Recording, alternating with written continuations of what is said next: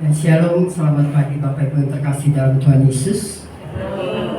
Kita bersyukur kita sudah diberi kesempatan kembali untuk memuji Tuhan, menyembah Tuhan, dan khususnya untuk mendengarkan firman Tuhan dalam ibadah kita pada pagi hari ini. Ya, sebelum beribadah, mungkin diingatkan kembali ada yang lupa menonaktifkan handphone supaya tidak terganggu. Mari saya silakan Bapak Ibu untuk ambil saat teduh sejenak, mohon pimpinan dari Tuhan.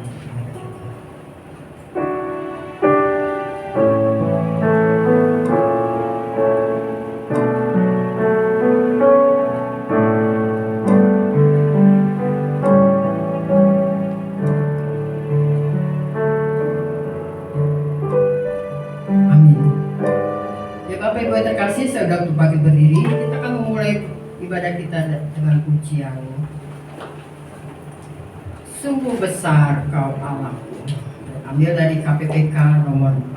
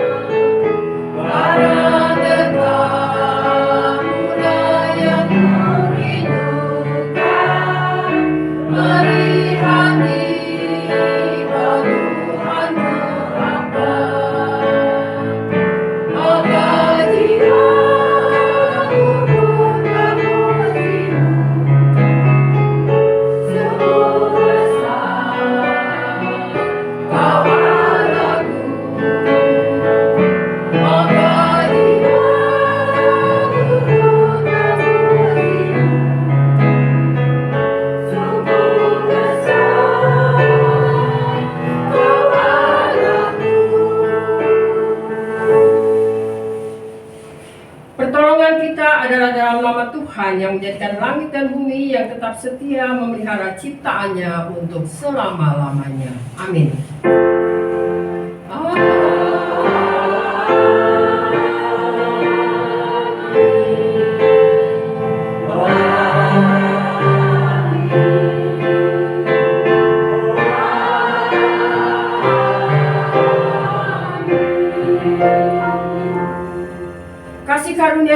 damai sejahtera dari Allah, Bapa kita dan dari Tuhan Yesus Kristus menyertai saudara sekalian.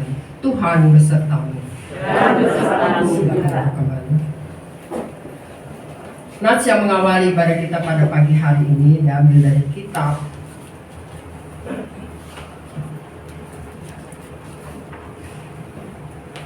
dari kitab Roma 1 ayat 18. Roma 14 ayat 8. Sebab jika kita hidup untuk Tuhan, dan jika kita mati untuk Tuhan. Jadi baik hidup atau mati, kita adalah milik Tuhan. Ya, kita akan menyanyikan lagu dari KPPK nomor 311 sebelum kita memasuki doa pengakuan dosa.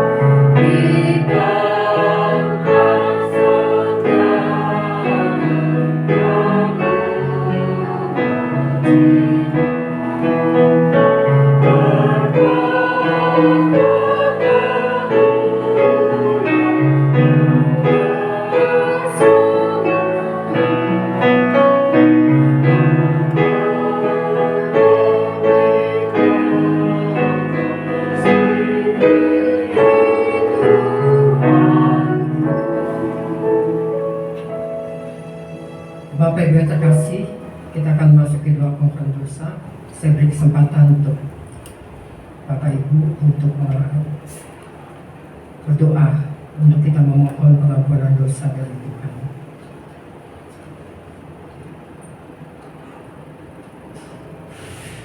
Tuhan Yesus yang baik, pada saat ini kami ingin berdoa untuk kami boleh mengakui segala dosa-dosa kami dan datang ya Tuhan. Berbelas kasihlah pada kami ya Tuhan. Kau yang tahu hati kami Tuhan. ampuni segala dosa-dosa kami ya Tuhan. Kau telah melihat kerendahan hati kami. Untuk kami selalu memohon padamu untuk pengampunan dosa pada pagi hari ini. Sekali lagi kau pimpin ibadah ini dari tengah sampai selesai. Kau berkati berapi hambamu tentang Yohanes yang akan firman-Mu ya Tuhan.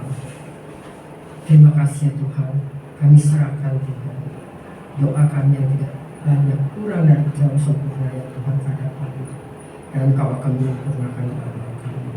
Terima kasih Yesus. Hanya dalam nama Yesus kami berdoa ucap syukur. Haleluya. Amin. Ya, saya undang untuk teman bangkit berdiri. Kita akan mendengarkan membaca berita anugerah.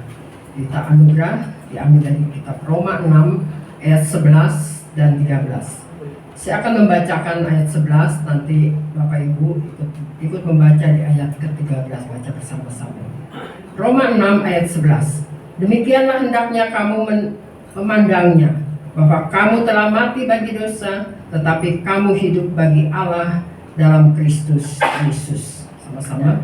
Dan janganlah kamu menyerahkan anggota-anggota tubuhmu kepada dosa untuk dipakai sebagai senjata kelaliman, tetapi serahkanlah dirimu kepada Allah sebagai orang-orang yang dahulu mati, tetapi yang sekarang hidup, dan serahkanlah anggota-anggota tubuhmu kepada Allah untuk menjadi senjata-senjata kebenaran.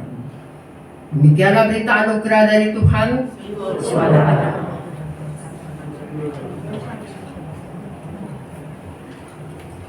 Ya, kita masih tetap berdiri, kita nyanyikan pujian dari KPPK nomor 179. Kini ku milik Yesus.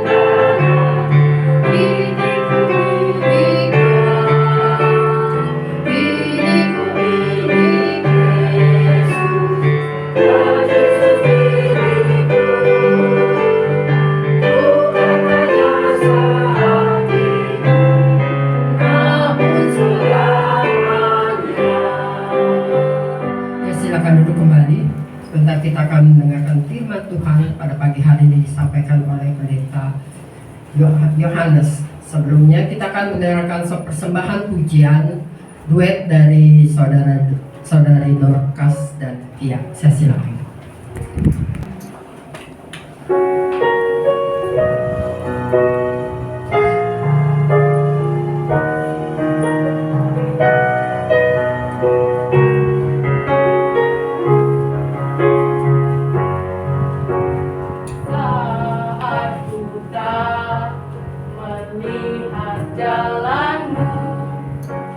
Saat ku tak mengerti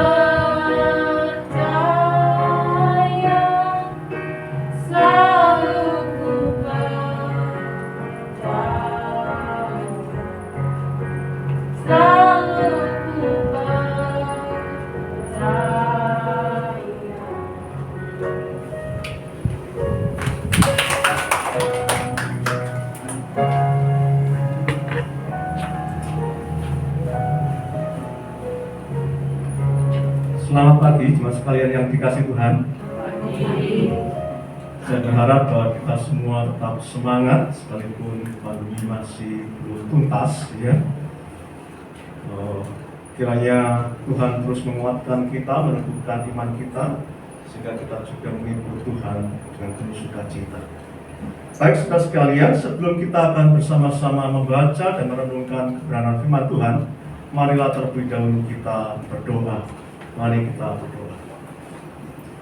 Ya Tuhan, Allah yang kami kenal di dalam nama Tuhan Yesus Kristus, kami sungguh bersyukur kepadamu ya Allah, karena Kau memberikan kesempatan yang baik, yang indah, di mana kami bisa bersama-sama berkumpul di rumah-Mu untuk bisa beribadah, mengungkapkan rasa sukacita, puji, hormat, dan sembah kami kepadamu ya Tuhan. Karena apalah arti kehidupan kami tanpa Tuhan yang senantiasa memimpin dan menguasai kehidupan kami. Jikalau sebentar kami akan bersama-sama membaca dan merenungkan kebenaran firman-Mu, tolonglah hamba-Mu yang penuh dengan keterbatasan ini, pakai dia menjadi alat Tuhan untuk menyampaikan kebenaran firman Tuhan yang tiada dapat dibatasi oleh apapun, yang boleh terus-menerus menguatkan, menghibur, dan menumbuhkan iman kami, sehingga kami boleh semakin hari semakin berkenan kepada-Mu. Terima kasih ya Tuhan. Hanya di dalam nama Tuhan Yesus Kristus kami berdoa dan memohon. Amin. Mari jemaat sekalian, kita bersama-sama membuka Alkitab kita yang pada pagi hari ini terambil dari Galatia pasalnya yang ke-5, ayat 24 sampai ayatnya yang ke-26. Galatia pasal yang ke-5 ayat 24 sampai 26. Kita memakai atau menggunakan tema sekarang ku milik Yesus. Galatia 5 ayat 24 sampai 26.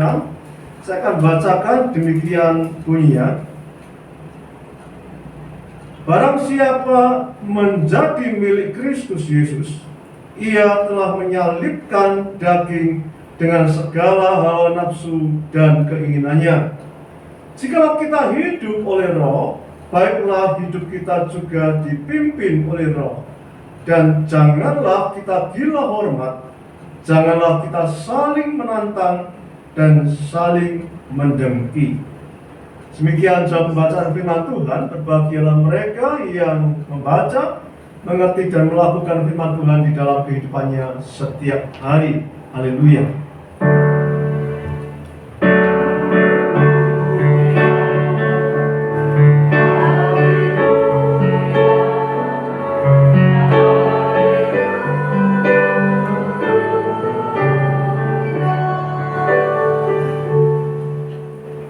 Saudara sekalian, tema kita sekarang ku milik Yesus ini diambil dari sebuah lagu yang sudah kita nyanyikan tadi, yaitu Kini Ku Milik Yesus, ya. Di dalam buku KPPK, pujian yang lama sebelum menjadi KPPK, ya, itu judul lagunya Sekarang Ku Milik Yesus. Nah saudara sekalian, mungkin kita tahu bahwa Sekarang Ku Milik Yesus itu adalah sebuah lagu yang dikarang oleh seorang yang bernama Norman J. Clinton, ya. Norman J. Clinton ini mengarang lagu ini, saudara sekalian, pada saat sebuah camp, ya, camp yaitu camp khusus yang diadakan untuk anak-anak yang berkebutuhan khusus atau anak-anak cacat, saudara sekalian. Nah, ketika lagu ini dinyanyikan oleh seorang anak yang berusia 10 tahun, ya. Anak perempuan yang berusia 10 tahun. J. Clinton ini begitu sangat terkesan, begitu sangat terharu, dan pengalaman itu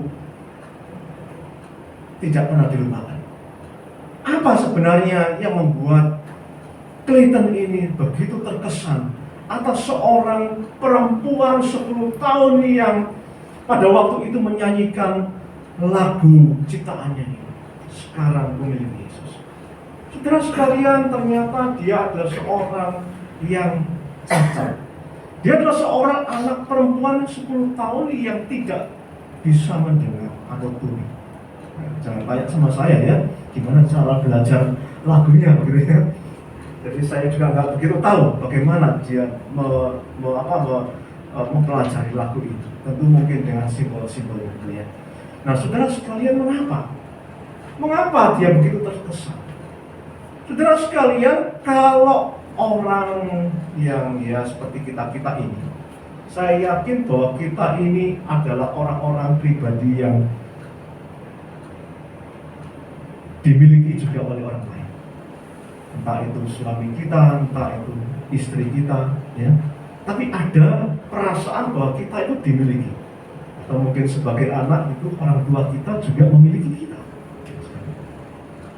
Atau mungkin sahabat kita, tidak.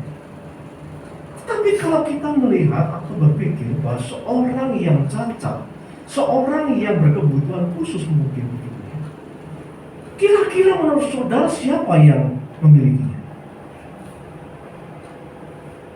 Saudara sekalian, seorang perempuan 10 tahun yang menyanyikan lagu "Sekarang Ku Milik Yesus" itu adalah seorang anak yang seolah-olah terbelakang, seolah-olah seorang anak cacat yang terpinggirkan, seorang anak-anak yang anak cacat yang tidak dipedulikan, yang merasa hidupnya sendiri dan terlupakan oleh banyak orang.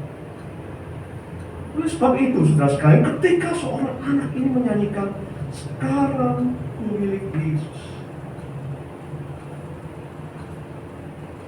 Clayton begitu terkesan. Karena apa?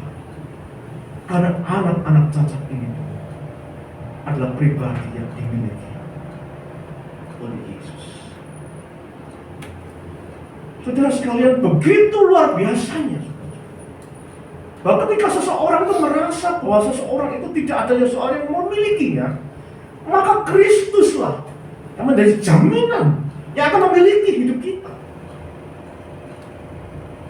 Jadi jangan berkecil hati, jangan kecewa ketika kita merasa bahwa kita ini tidak ada orang yang memperhatikan, tidak ada orang yang memiliki hidup kita, tidak ada orang yang menghormati hidup kita.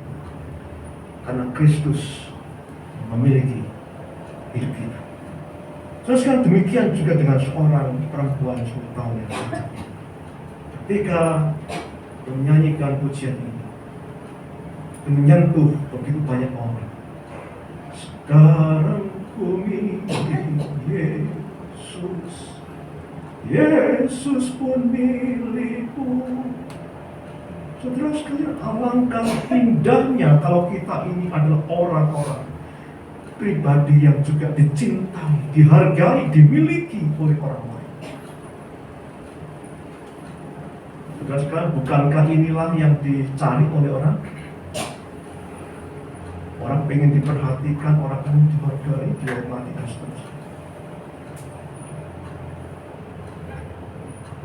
Saudara sekalian, tetapi firman Tuhan pada pagi hari ini juga mengatakan kepada kita bahwa sebenarnya kita ini adalah milik Kristus. Bukan saja oleh karena kita ini membutuhkan atau karena merasa dibutuhkan, membutuhkan akan Tuhan atau dikasih oleh Tuhan. Tetapi sebenarnya Kristus itu mampu untuk mengubah kehidupan kita. Itu yang begitu sangat penting di dalam kehidupan kita, saudara sekalian.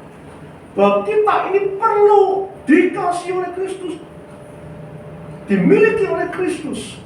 Karena bukan saja kita ini perlu untuk merasa dihargai, dimiliki, tapi kita juga harus memiliki kehidupan yang diubahkan oleh karena Kristus memiliki hidup kita. Saudara, apakah ketika kita mengatakan aku milik Kristus, Kristus menjadi milikku juga? Apakah juga hidup kita ini diubahkan? Di dalam Galatia pasalnya yang kelima tadi, Ayat yang ke-24 di sana dikatakan, barang siapa menjadi milik Kristus Yesus, ia telah menyalibkan daging dengan segala hawa nafsu dan keinginannya. Artinya saudara sekalian bahwa ketika kita mengatakan aku milik Yesus Kristus, itu berarti bahwa hidup kita ini dibawa untuk menjadi serupa dengan Kristus. Yaitu ketika dia telah menyerahkan dirinya melalui kematiannya di atas kayu salib, maka kita pun harusnya dapat menyalibkan diri kita. Tetapi bukan nyawa kita tentunya ya, mati konyol, bukan. Tetapi menyalibkan kedagingan kita dikatakan. Ia telah menyalibkan daging dengan segala hawa nafsu dan keinginan. Saudara sekalian, apakah ketika kita sudah mengatakan aku ini milik Yesus dan Yesus milikku, apakah kita sudah menyerahkan hidup kita, menyalibkan diri kita, kedagingan kita, sehingga segala keinginan kemauan kita serahkan kepada Dia untuk apa? Untuk mengabdi kepada Kristus, melakukan kehendaknya. Ataukah sebenarnya kita masih hidup sesuai dengan keinginan kita sendiri, semau-mau kita sendiri? Nggak usahlah ikut-ikut ini, susah ya. Firman Tuhan itu susah. Yang bisa kita lakukan, yang nggak bisa kita lakukan, nggak usah dilakukan, nggak apa-apa. Kan kita ini masih masuk manusia, penuh kesalahan dan dosa. Ya udah, hidup apa adanya saja sudah ya. Semau saya hari Minggu nggak usah ke gereja, lagi males ya sudah, nggak apa-apa ya. Atau mungkin online boleh gak? Ibadah online? Ya boleh-boleh aja sebenarnya saudara sekalian. Pada waktu pandemi itu kok saya disuruh ibadah online malahan.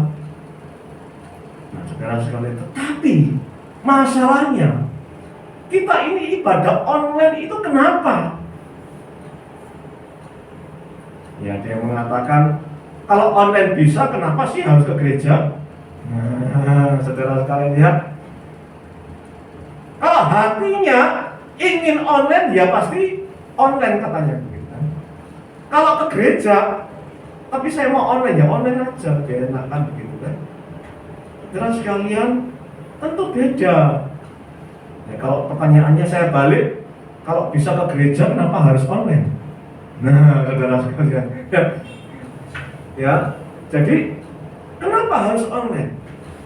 Ya kalau bisa ke gereja dan itu membuat iman kita lebih bertumbuh di dalamnya, karena bisa berjumpa dengan sesama, persekutuan tatap muka, berrelasi sebagai makhluk sosial, dan bahkan bersekutu menikmati kasih Tuhan di dalam jamuan ibadah itu. Saudara sekalian, kenapa harus online? Yang harus menyendiri, yang harus sepertinya itu begitu egois kita ini, tidak menunjukkan, tidak berbagi kasih satu sama lain.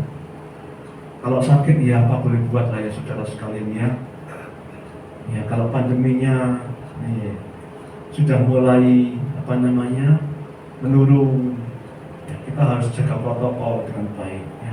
Jangan di luar ya, kita ini sudah kemana-mana, gereja pun nggak mau ya saudara sekalian. Biarlah kita ini juga ikut apa? Ikut di dalam rencana Tuhan yang agung dan ajaib, yang membuat hidup kita ini penuh dengan sukacita dan penuh kemenangan, oleh karena ada satu persekutuan di dalam Tuhan. Saudara sekalian yang dikasihi oleh Tuhan, sekarang ini ku milik Yesus.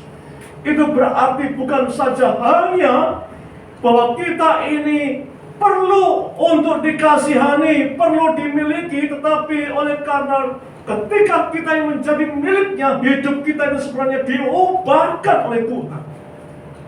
Tidak seperti dulu lagi, kehidupan lama kita tinggalkan, kedagingan kita lepas, kita salibkan untuk mengabdi, mengikut Tuhan seumur hidup kita. Sekarang ku milik Yesus, Yesus pun milikku, bukan untuk sementara, tetapi untuk selama-lamanya. Saudara sekali, inilah yang menjadi satu jaminan di dalam Kristus Yesus. Karena dunia ini tidak dapat memberikan kekekalan di dalam hidup kita. Orang tua, suami atau istri, anak-anak bisa menjaga, memiliki hidup kita mungkin sampai seumur hidupnya saja. Setelah itu kita telah kehilangan. Mereka meninggalkan dunia ini, kita menangis, kita berduka, seolah-olah tanpa pengharapan. Kepada siapa kita bergantung? Saudara sekalian, hanya Kristus Yesus yang memiliki kita mulai sekarang dan selama-lamanya. Itu menjadi satu jaminan bagi hidup kita. Nah, saudara sekalian yang dikasihi oleh Tuhan, kalau kita menyatakan bahwa kita ini milik Yesus, kita dikatakan di dalam ayat yang ke-25, jika kita hidup oleh Roh, baiklah hidup kita juga dipimpin oleh Roh. Sebenarnya saudara sekalian, ini bukan hanya sekedar aku milik Tuhan dan Tuhan milikku. Di dalamnya ada sebuah relasi yang dipulihkan sebenarnya. Di dalamnya ada satu hubungan yang penuh dengan misteri, penuh dengan satu keajaiban. Saudara, kalau hubungan antara orang tua dan anak itu bagaimana? Hari ini marah, nggak lama baik, marah lagi, baik lagi, ya. Terus kemudian orang lain, ngapainlah kamu, sayang papa mama atau sayang anak ini, ya. Tapi hati kita tidak dapat memilih, kita tetap sayang, ya. Itu adalah darah daging kita. Sudah demikian juga dengan Yesus, milikku dan aku ini milik Kristus. Itu ada satu hubungan relasi yang begitu erat, yang begitu dekat. Dan di dalamnya Yesus itu mengubah hidup kita. Mengubah apa? Mengubah kehidupan rohani kita, status kita. Dan kita dulu adalah orang-orang yang jatuh dalam dosa, hidup di dalam dosa. Tetapi ketika Kristus datang, Dia mati untuk kita, menghapus dosa-dosa kita, dipulihkannya. Disitulah Tuhan memberikan dan memperbarui roh kita, sehingga kita ini dihidupkan kembali di dalam Dia.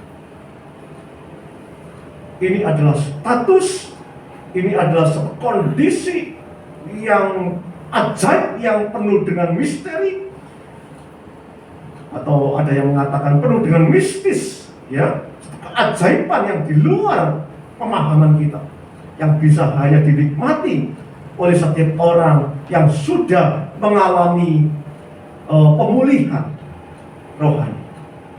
Dia akan tahu bahwa Yesus begitu dekat dengan kita dan kita dekat dengan Dia. Saudara sekalian yang dikasihi oleh Tuhan, jika kita hidup oleh Roh, status kehidupan kita diperbaharui, kita juga dipimpin oleh Roh. Nah, ini masalahnya. Kita harus dipimpin juga oleh Roh. Saudara sekalian, di dalam kehidupan kita mengenal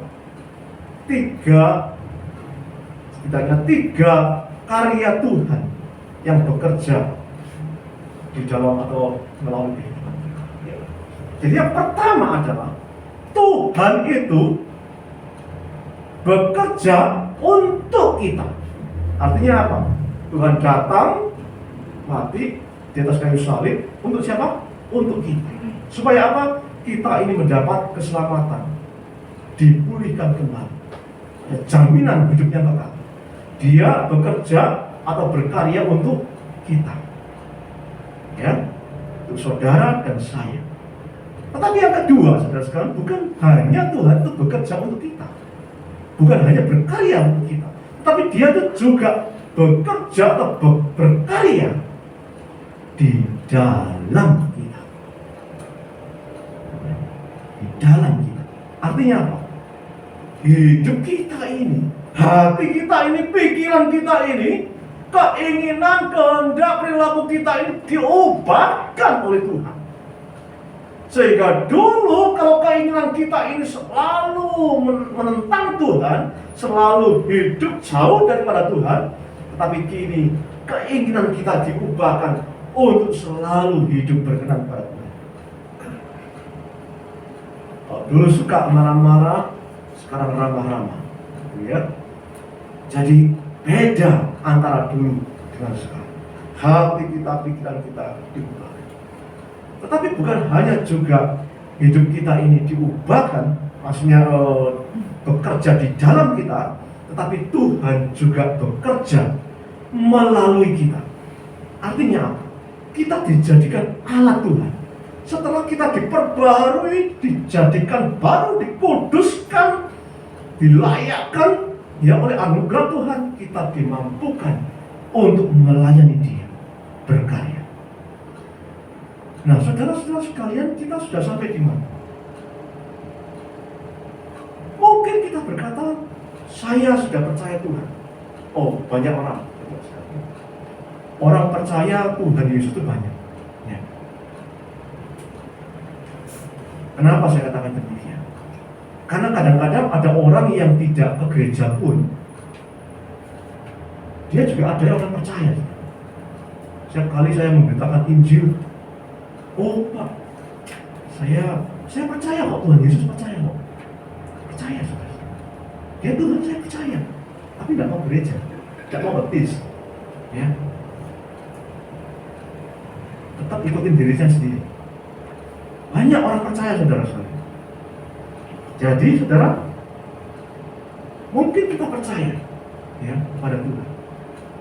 Tetapi ketika kita sudah percaya, apakah hidup kita berubah?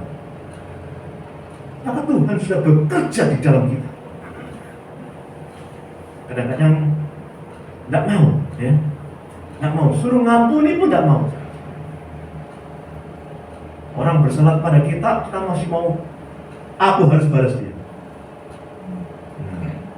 Kalau nggak balas, nggak lega. Sudah balas, lega, senang. Loh, orang Kristen kok justru mau balas, sudah balas, kok malah senang? Kenapa demikian? Kita tidak boleh demikian lagi. Kita harus berubah, mengubah hidup kita, rela diubah oleh Tuhan. Terus, ya. Nah, kemudian saudara sekalian, kita barulah bisa dipakai oleh Tuhan. Tuhan bekerja melalui kita. Kalau hidup kita nggak berubah, kita dipakai oleh Tuhan, jadinya apa? Batu sandungan. Dia ngajak saya ke gereja. Tiap kali ketemu ngajak saya ke gereja. Baca firman, katanya. Tapi hidupnya nggak lebih baik dari saya. Bisa nggak? Nggak bisa jadi berkat, nggak bisa. Ya, jadi batu sandungan ya. Percuma kalau begitu jadi orang Kristen, kan begitu.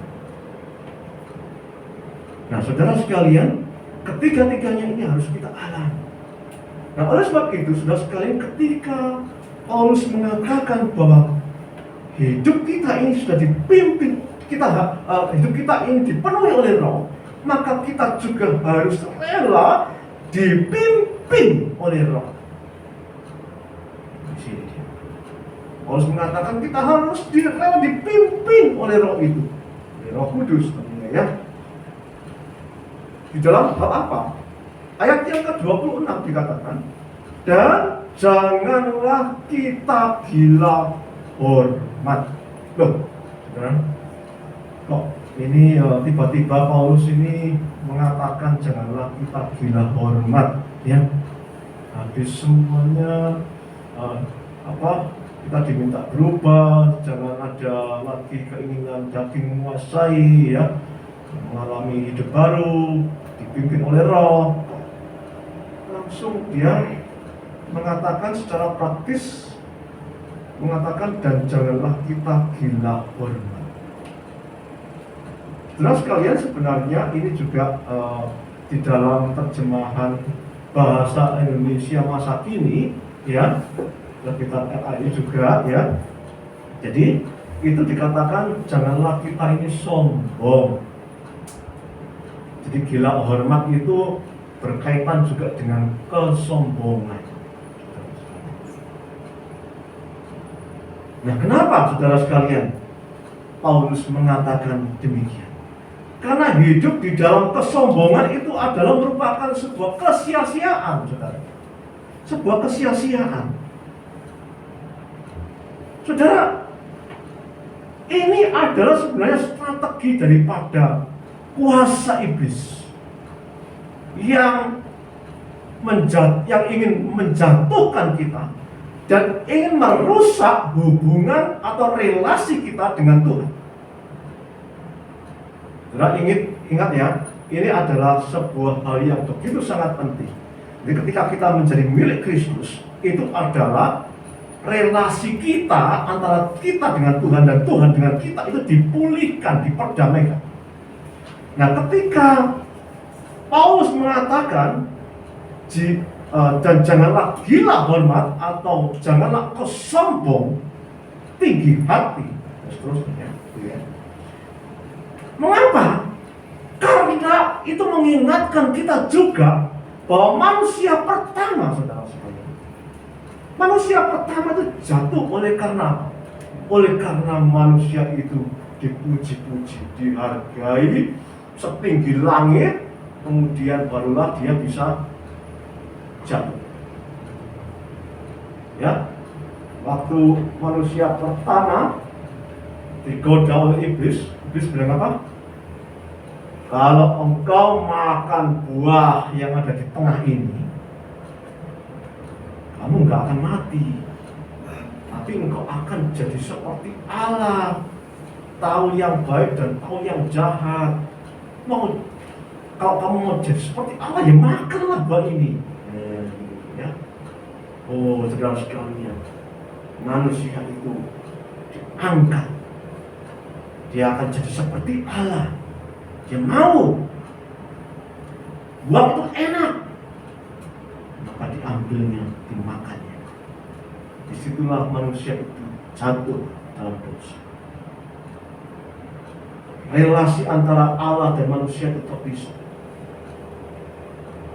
Kemudian selanjutnya, ketika Tuhan Yesus datang ke dalam dunia, saudara sekalian, Yesus ingin melaksanakan kehendak Bapa, yaitu untuk melaksanakan rencana atau rancangannya menyelamatkan manusia yang berdosa. Itu dengan cara apa? Yaitu dengan cara melakukan kehendak Bapa sampai di atas kayu salib mati untuk menebus dosa-dosa manusia, sehingga manusia dipulihkan kembali. Tetapi iblis sekali lagi ingin menghalang-halangi akan rencana Allah itu. Yaitu dengan cara apa? Saudara sekalian, iblis mengatakan, oh, aku akan memberikan engkau semua dunia ini, segala kekayaannya, kekuasaannya ada di tanganmu, tapi sembahlah aku. Semua ini ada di tanganku. Saudara sekalian, bukan hanya itu saja sebenarnya. Tuhan Yesus dicoba, tapi juga Tuhan Yesus diminta mengubah roti, batu menjadi roti, suruh jatuh dari hubungan baik Allah. Saudara sekalian, supaya apa? Supaya kedahsyatan Tuhan itu nyata, kuasa Tuhan itu begitu luar biasa, itu terlihat nampak. Supaya apa? Tuhan Yesus dihargai, dihormati dan seterusnya. Seolah-olah demikian, tapi maaf, Tuhan Yesus tidak tergoda untuk itu. Saudara sekalian, itulah sebabnya saudara sekalian bahwa janganlah kita gila hormat. Itu merupakan satu bagian yang amat penting di dalam kehidupan iman kerohanian kita. Mungkin banyak orang setia melayani, banyak orang begitu luar biasa melayani pagi siang malam, tetapi dia akan jatuh kalau dia ingin dihormati. Ketika, wah kamu hebat, kamu luar biasa, kamu sungguh-sungguh, loh terus. Belum tahu kalau itu diterima, masuk mempengaruhi hati dan hidupnya. Disitulah kuasa iblis bekerja menjatuhkan. Saudara sekalian, ini merupakan satu bagian yang sangat penting di dalam kehidupan ini. Saat berrelasi dengan Tuhan, mari kita merendahkan hati kita. Karena kesombongan, keangkuhan hidup, gila hormat merupakan satu bagian yang sia-sia saja. Bukan hanya itu mempengaruhi relasi kita dengan Tuhan, tapi Paulus juga mengatakan di dalam anak kalimatnya, janganlah kita saling menantang dan saling mendengki. Saudara sekalian, orang yang gila hormat, bagi orang yang melihatnya dan dia merasa bahwa dirinya itu seharusnya juga dihargai, atau seharusnya orang itu juga lebih hebat, lebih mampu, lebih setia, katakan rohani, tetapi tidak diperhatikan, tidak dihargai. Melihat ada orang lain dihargai, dihormati lebih daripada dirinya, apa yang terjadi? Saudara sekalian, dia akan bersaing. Dia nggak terima. Seharusnya aku juga dihargai dong. Saudara sekalian, ini yang akan menjadikan satu suasana persaingan yang ketat, yang sengit, yang sebenarnya tidak perlu terjadi di dalam kehidupan gereja. Karena kita adalah sama-sama melayani siapapun di dalam kemampuannya seberapapun, dia adalah orang yang dikagumi, tidak perlu bersaing. Saudara sekalian yang dikasihi oleh Tuhan, ini adalah tanda awas bagi kehidupan kita yang sudah percaya pada Kristus, yang sudah diubahkan oleh Kristus, yang sudah dipakai oleh Tuhan. Ya. Janganlah gila hormat, janganlah kita saling menantang. Saudara sekalian, Paulus mengatakan kalau sudah begini bersaing menantang, kalah pakai cara apapun. Janganlah Paulus mengatakan janganlah kau akhirnya saling membinasakan. Kalau nggak tercapai tujuannya, saudara sekalian, wah, cara-cara yang sudah rusak, bisa merusak kehidupan antara jemaat Tuhan atau sesama, baik di dalam gereja atau di luar gereja, sama. Tetapi sebaliknya dikatakan dan jangan saling mendengki. Nah, kenapa mendengki? Nah, itu orang yang merasa hebat tapi nggak dihormati, dia akan bersaing, dia akan menantang. Tapi kalau orang yang merasa dirinya nggak bisa apa-apa, minder, dia merasa bisa akan dengki, iri hati kepada orang yang mampu, orang yang dihargai. Wah iyalah, dia begini, dia hebat, dia punya kelebihan, ya, dia kaya, dia pintar, dia multi talent. Ini apa? Bisa jadi iri, dengki dengan orang.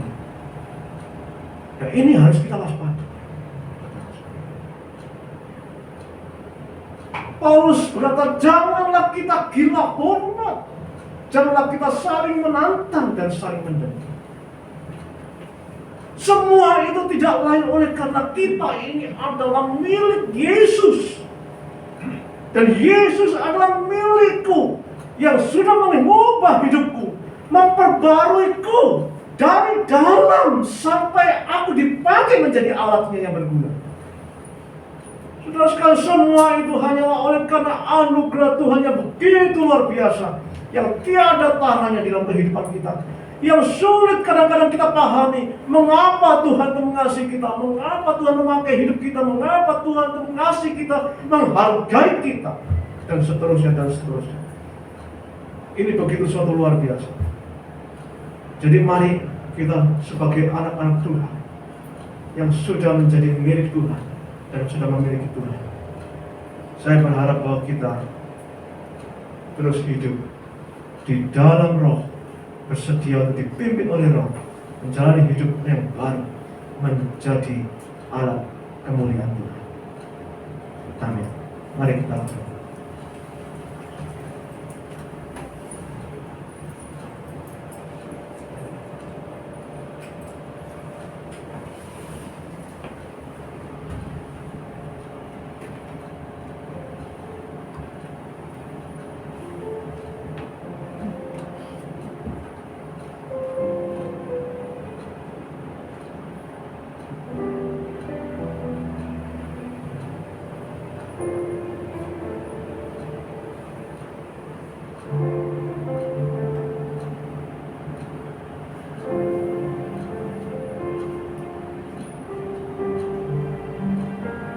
Amin.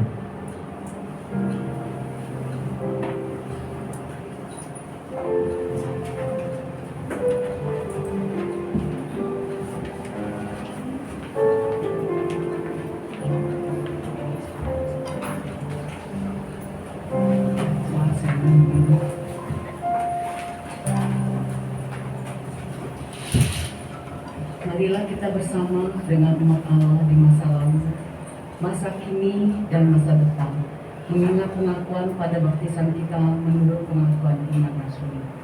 Aku percaya kepada Allah, Bapa yang Maha Kuasa, Khalik langit dan bumi, dan kepada Yesus Kristus, Anak yang tunggal Tuhan kita, yang dikandung daripada Roh Kudus, lahir dari anak darah Maria, yang menderita sengsara di bawah pemerintahan Pontius Pilatus, disalibkan, mati, dan dikuburkan, turun ke dalam kerajaan Allah.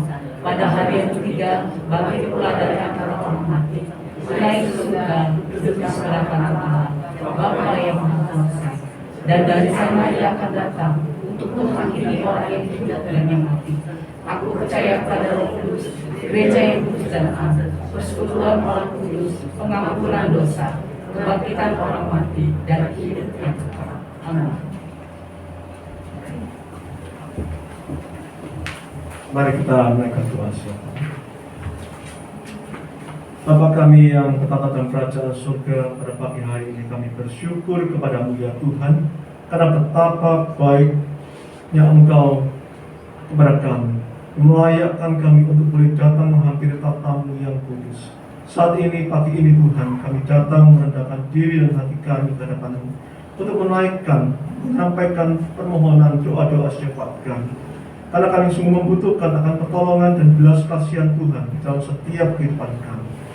Tuhan, pada saat ini kami ingin berdoa untuk setiap jemaat Tuhan yang mengalami pergumulan, baik itu di dalam hal kesehatan, yang sedang sakit, baik itu di rumah sakit ataupun di rumah. Kiranya Tuhan akan terus menopang dan memberikan kekuatan, dan bahkan jika mungkin ya Tuhan, jamah dan pulihkan, sembuhkanlah, sehingga dia boleh dapat mengalami kuasa dan kemuliaan Tuhan di dalam hidup mereka, dan bahkan melaluinya nama Tuhan dipermuliakan. Bapa, saat ini kami juga berdoa bagi jemaat Tuhan yang mungkin mencari pekerjaan, sulit mendapatkan penghasilan, ataupun mungkin mengalami pergumulan dalam kehidupan rumah tangganya, atau mungkin juga bagi mereka yang lemah imannya. Tuhan, kami mohon kepadamu, berilah mereka jalan keluar, berikanlah mereka kekuatan dan mampukan, biar hikmat-Mu menyertai mereka, sehingga mereka boleh dapat mengalami kasih kuasa Tuhan itu nyata di tengah-tengah kehidupannya. Kami percaya Tuhan bahwa Engkau tidak pernah menguji atau mencobai kami, melampaui segala kekuatan kami, tapi Engkau memberikan akan jalan keluar, agar supaya kami boleh dapat terus mengiring Tuhan sepanjang hidup kami. Bapa, kami juga tak lupa berdoa untuk setiap program jemaat Tuhan tempat ini. Kiranya Tuhan juga memberkatinya, apapun yang Tuhan ingin kerjakan, biar Tuhan memberkatinya. Berkati pengurus atau majelis ataupun para hamba Tuhan yang melayani, dan bahkan setiap jemaat Tuhan boleh bersatu untuk boleh dapat melayani dengan baik, agar supaya di dalam situasi yang tidak mudah ini kami boleh bergandeng tangan, bersatu hati untuk terus maju melayani dan mempermuliakan Tuhan. Bapa, saat ini kami juga tak lupa berdoa untuk bangsa dan negara kami. Engkau mengetahui akan situasi dunia saat ini. Kami mohon biar Tuhanlah campur tangan di dalamnya. Sekalipun ada begitu banyak tantangan dan bahkan dunia semakin mengalami kesulitan yang berat, pergumulan yang permasalahan yang tidak hari ini sampai hari ini tidak terselesaikan. Bahkan mungkin dalam beberapa waktu ke depan prediksi begitu sangat sukar perekonomian dan situasi dunia ini. Namun Engkau ya Tuhan Allah pasti akan menyertai dan memberkati kehidupan kami, sekalipun di dalam keadaan apapun yang sulit sekalipun, juga termasuk bangsa dan negara kami. Beri mereka hikmat dan kemampuan, Presiden, Wakil Presiden, seluruh para menterinya boleh bekerja sama membangun dan mengatasi berbagai tantangan yang ada. Dan biarlah kami juga turut di dalamnya, agar supaya kami juga boleh tetap menjaga kestabilitasan kehidupan berbangsa dan bernegara ini dengan baik. Terima kasih ya Tuhan. Kami menyerahkan setiap doa kami ini hanya di dalam nama Tuhan Yesus Kristus. Kami sudah berdoa. Amin.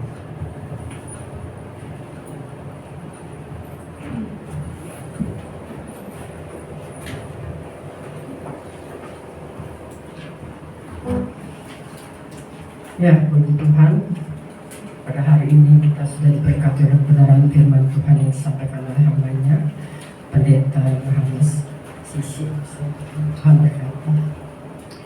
Ya, tiba saatnya kita akan memberikan persembahan, dan persembahan ini dialaskan dengan firman Tuhan yang diambil kitab Mazmur 50 ayat 14. Persembahkanlah syukur sebagai korban kepada Allah dan bayarlah nasarmu kepada Yang Maha Tinggi. Kita menyanyikan pujian persembahan dari KPPK nomor 284. Tuhan ku cinta.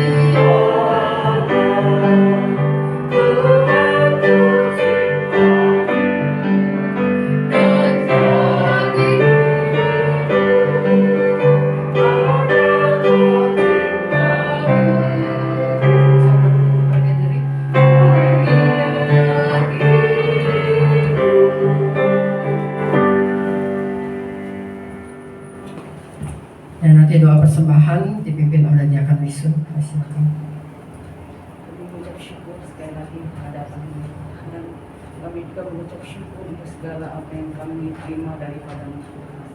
Biarlah berkat-berkat yang Kau terima, kami boleh juga Tuhan kembalikan kepada-Mu Tuhan, walaupun sebagai kecil. Biarlah Tuhan Kau berkati persembahan ini ya Tuhan, untuk kemuliaan nama Tuhan, dan kiranya untuk memperbesar kerajaan Tuhan di gereja ini ya Tuhan. Terima kasih Tuhan, berkati saudara sekalian hadir pada saat ini. Di dalam nama Tuhan Yesus Kristus kami sudah berdoa dan mengucap syukur. Amin. Amin.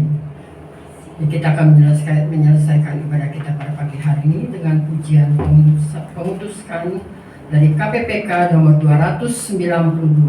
Seperti Yesus. Dan nanti kita akan menerima doa berkat dari hambanya Pendeta Yohanes. Seperti Yesus yang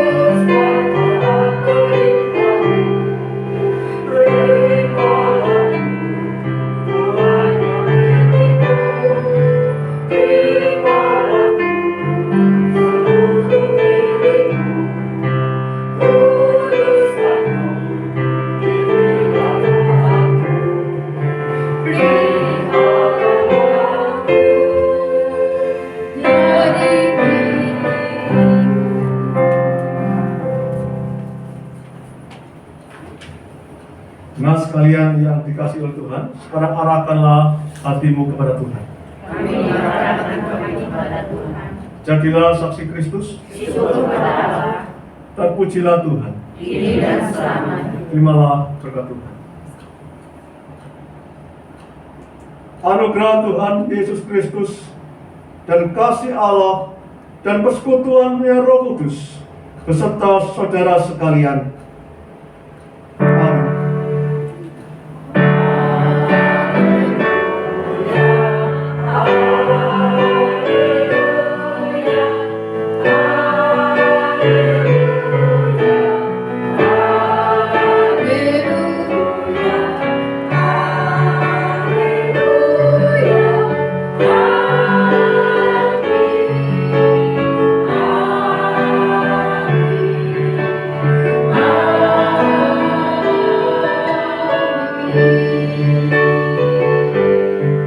Bapak Ibu silakan duduk kembali. Kami saat berjenak untuk mengucap syukur pada Tuhan. Selesai sudah ibadah kita pada hari ini. Selamat siang. Tuhan memberkati kita semuanya. Amin.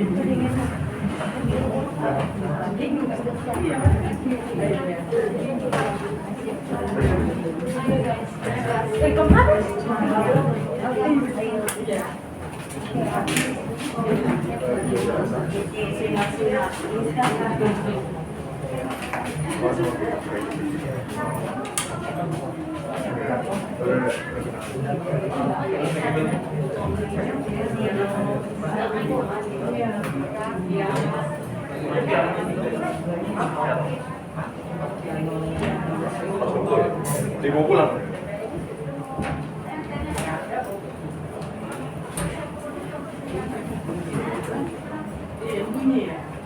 Nanti kalau ini siap, ini jadi kan ini Ngumumin ya? masalah nyaman ya. Iya, iya. Tapi apa aja? Ya, ya.